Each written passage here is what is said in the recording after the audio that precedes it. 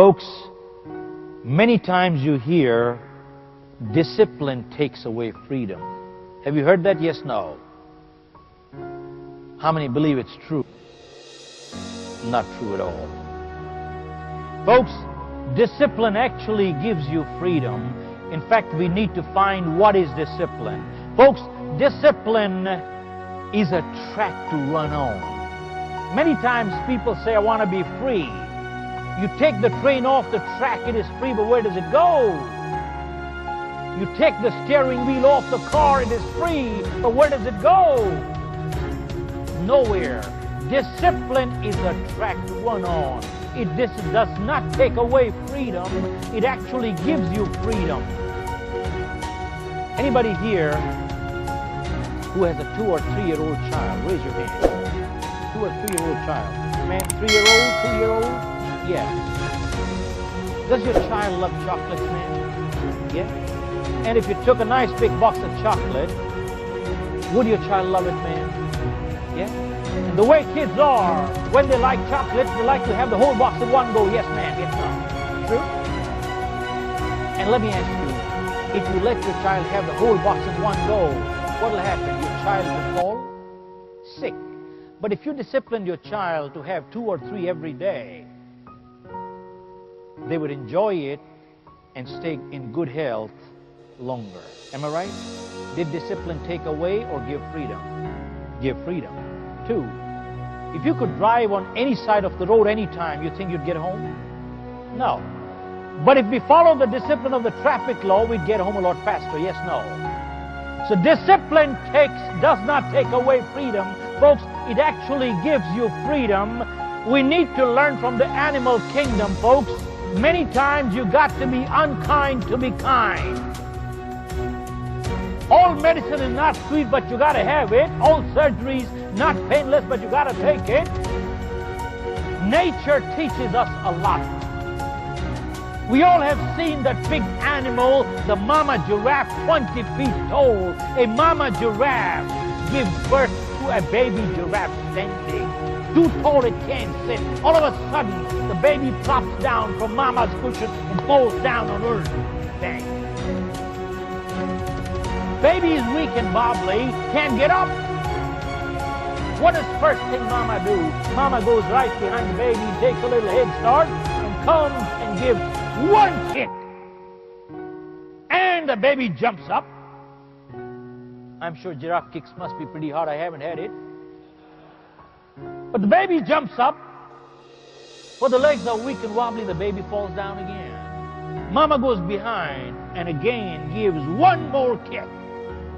And the baby jumps up again, but the legs are weak and wobbly, the baby falls down again. And mama goes behind and again gives one more kick. Mama keeps kicking till the baby is able to get on its feet. Why? Because mama realizes that the only chance of survival for the baby in the jungle is to get on its feet. Otherwise, they would be what? Yeah, they would be eaten up by the predators. The question is this an act of love? Yes, no. Folks, discipline is an act of love. Parenting and leadership is not a popularity contest. Parenting and leadership is not a popularity contest. It is an act of love. Sometimes you got to be unkind to be kind. I'll share with you a little poem. In fact, one time, a judge convicted a robber and asked him, do you want anything to say? He said, yep. Send my parents to jail too. He said, why? He said, when I was a little boy, I stole a pencil from the school. My parents knew about it, never said a word. Then I stole a pen. They knew about it, never said a word. And then I started stealing other things, never said a word. Gradually, I started stealing in my neighborhood. And here I am. If anybody belongs in the jail, my parents knew too. Folks, that does not absolve him of his own responsibility. But the question is, did the parents do their job right? Yes, no. Folks, parenting is not a popularity contest. I want to share with you a poem I came across, and I don't know again who the author is, but let me share. A parent says, when my children are old enough to understand the logic that motivates a parent, I will tell them, I love you enough. I loved you enough to ask you where you are going, with whom, and what time would you be back home. I loved you enough to make you take a chocolate back to the drugstore, even with a bite in it, and tell the storekeeper, I stole it yesterday. I am here to pay for it today. I loved you enough to let you save your own money to buy a bicycle, even though I could afford to buy you one. I loved you enough to stand over you for 2 hours to get your room cleaned, and act that would have taken me only 15 minutes. I loved you enough to let you see tears, anger, and disappointment in my eyes. Children must learn parents are not perfect either. Do you know of any perfect set of parents, folks? There are none in this world. I loved you enough to let you accept responsibilities for your actions, even though the penalties were so harsh that they broke my heart. But most of all, I loved you enough to say no. And I knew you would hate me for it, but those were the most difficult battles of all. I am glad I won them, because in the end, you won them too. Because in the end, you won them too. Folks, parenting is not a popularity contest at all. Sometimes you got to be unkind to be kind. Folks, going back a few years ago, I read an article in the United States, and it said, we people. You know what we people means? Not Mr. We. We people over 50, I am over 50. We are the no generation. You know what the no generation means? When we ask the parents, can I buy this? They said no. Can I go to the movies? No. Can I go to the restaurant? No. And when they said no, they meant no. And from the eyes you could tell, you better not ask again. Could you relate to that? Yes, no? Yeah. He says, we're the no generation. He says, our kids are the yes generation. Anytime they come and ask you, can I buy this? Of course. Can I go to the movie? Oh, yeah. Can I go to the restaurant? Of course. And if perchance you ever said no, they say, why? And now you explain the why. Then they again ask you why. You explain the second why, they again say why. And now the third why, and the fourth why, and the fifth why. Why does the sun come out of the east? I don't know why. That's the way it is. When you go to the doctor, he looks at your blood profile, and he says, you got malaria. You say, why? What do you mean, why? Because he's went through 30 years of medical school, because he knows more than you do. That's why. Folks, let me ask you a question. Does a 4-year-old have the same maturity level of a 40-year-old? Yes, no. You can explain all the why you want. Sometimes they don't understand, because I say so. Folks, I'll answer all the why you want, so long as the why comes out of inquisitiveness. That's fine. But sometimes people who have never learned to obey and never learned to command. People who have never learned to obey have never learned to command either. Folks, parenting is not a popularity contest. I see the time here. I could go on for 3 days, folks. no. Do you want me to go on a little bit more or stop here?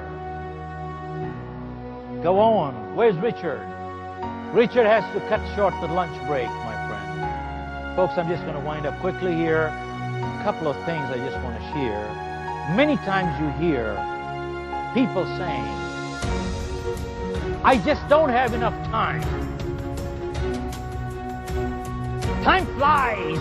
Time comes and goes. Folks, it is flying right now. Time just comes and goes away. There's not enough time to do anything. Have you heard that? Yes, no? Yeah? Funny part is, how many believe it's true? Raise your hand. Raise your hand, folks. Time comes and goes away. Raise your hand. That's not true at all. Folks, time does not come and go away at all. Time is eternity. Time is standing still. We come and go away. We come and go away. You see, yesterday is history. Tomorrow is mystery. Today is a gift. That is why they call it a present. That is why they call it a... Someone asked a medical doctor, how did you pick your field? He said, going back 50 years, I used to live on a farm, and I was 10 years old, and I had a little brother, 6-year-old, who fell sick and sick real bad. And he said, we had a family friend who was a medical doctor, so our parents called him, and he stayed overnight because that was a crucial night. And all night the doctor kept struggling with the kid. And next day morning the doors opened, and the parents walked in, and they asked the doctor, is that kid going to live? And the doctor said, not only is your kid going to live, but he's going to live a good life. And he said, the moment the doctor finished the last word, I saw a smile of relief come on my parents' faces. And he said, I was 10 years old. And he said, the moment I saw the smile of relief on my parents' faces, that's the time I made up my mind. I will be a medical doctor who puts smiles on people's faces. Folks, when you go into a profession with service in mind, money comes so fast you can't even count. But when you go into a profession only to make a buck and not to serve, it does not come. And if it does, it is short-lived. And if it is not short-lived, it gets you no goodwill anywhere. And if you got all the money in the world and no goodwill, is it worth having? Yes, no. And folks, the other day I heard a speaker saying that there was a study conducted on lottery millionaires, and they said within 2 to 5 years, close to 90% of lottery millionaires were broke back again. Isn't that sad? So what business are you in, sir? You are not in the sales business.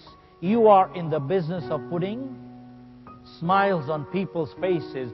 So am I, so are you. Everybody is in the same business of putting smiles on people's faces. Folks, let me ask you a question.